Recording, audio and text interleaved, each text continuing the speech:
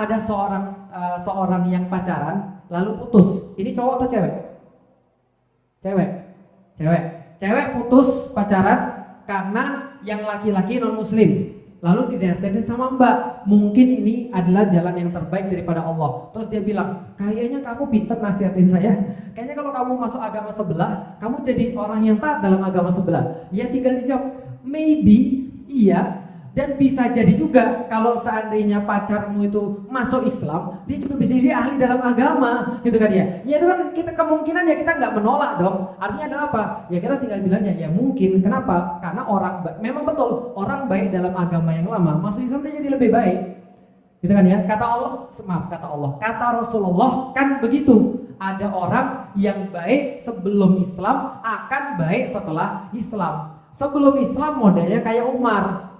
Masuk Islam menjadi juga lebih baik seperti Umar yang kita kenal sekarang, karena bahan itu gak pernah bohong. Duren akan muncul duren. Nah makanya coba pertanyaannya balik lagi kepada orang yang tadi. Oke, betul, bisa jadi kalau saya di dalam agama dia, bisa jadi saya lebih baik. Pertanyaannya adalah kenapa kamu sedih? Balik lagi, kenapa kamu sedih diputusin pacar sama orang yang bukan muslim?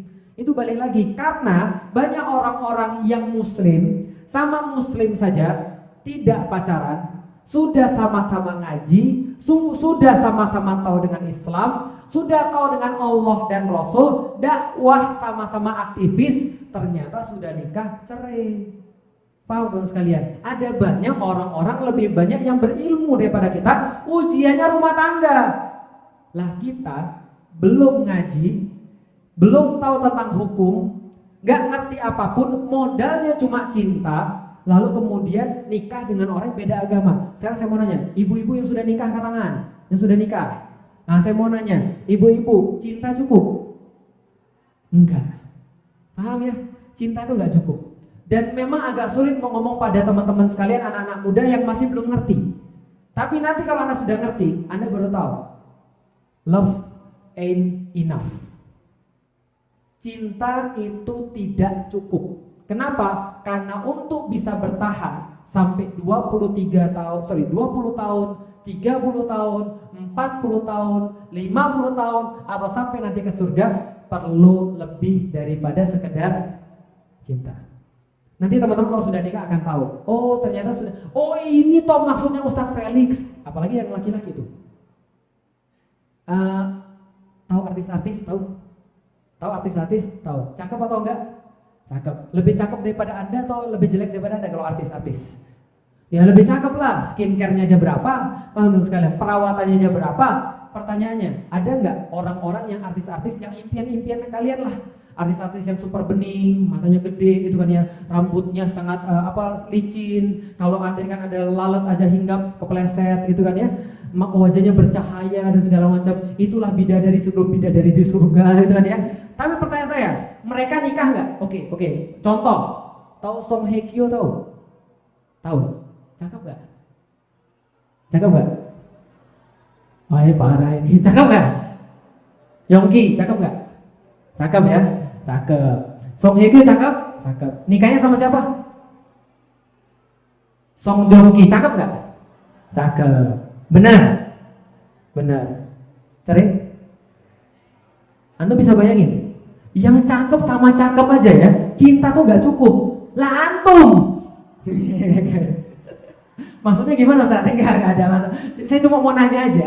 Jadi kalau Anda merasa bahwasanya fisik itu cukup, itu apa nggak memberikan pelajaran? Cinta itu cukup, apa antum nggak belajar?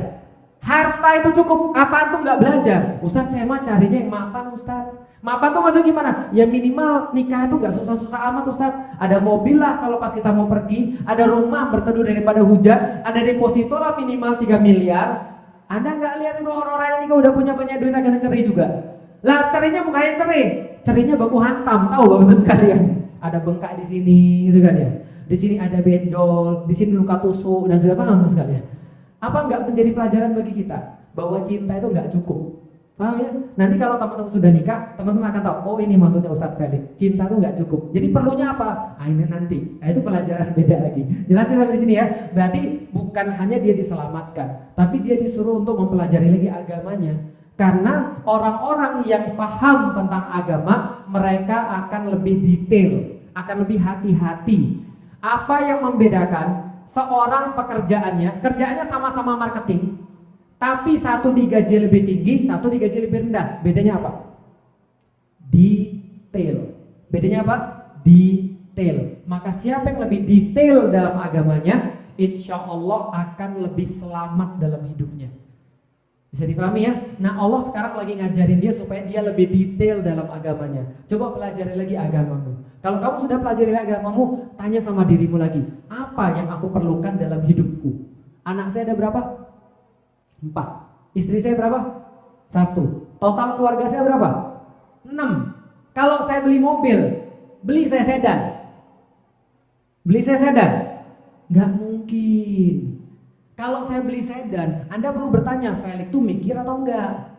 Paham teman sekalian? Gimana caranya kalau saya punya sedan, saya bawa anak saya ada 4? Kan bisa Ustadz mereka suruh Grab. Itu namanya nggak mikir. Paham teman sekalian? Berarti kalau Anda tahu lebih tahu dalam kehidupan Anda, lebih tahu tentang agama Anda, kehidupan Anda akan semakin jelas. Anda kalau mau beli mobil, tahu mobilnya apa. Kalau mau misalnya pergi ke satu tempat, pergi tempatnya mana. Duit tahu untuk apa dibelanjakan. Kalau kita sudah tahu tentang kehidupan kita, maka belajar agama itu belajar memahami kehidupan supaya kehidupan kita tuh nggak sengsara. Karena mohon maaf, perkataan saya sering kali diejek sama orang. Tapi saya kasih tahu, ingat baik-baik yang cewek, salah nikah itu lebih buruk daripada nggak nikah. Apa tadi? Salah nikah itu lebih parah daripada nggak nikah. Nggak percaya? Tanya sama mereka yang sudah gagal dalam pernikahan.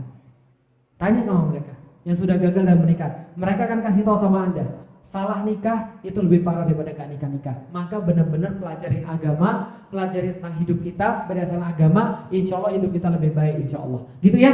Baik teman-teman sekalian, mohon maaf karena saya harus ada kerjaan yang lain, saya harus segera kabur untuk ke Jakarta. Jadi kita cukupkan kajian kita sampai di sini. Mudah-mudahan Allah memberikan kita kemanfaatan, memberikan kita kebaikan, dan memberikan kita keyakinan di dalam diri kita. Ingat, Allah gak pernah nyuruh Anda untuk kaya. Allah nggak pernah nyuruh Anda untuk miskin. Allah nggak mengharuskan Anda hidup di keluarga yang punya privilege.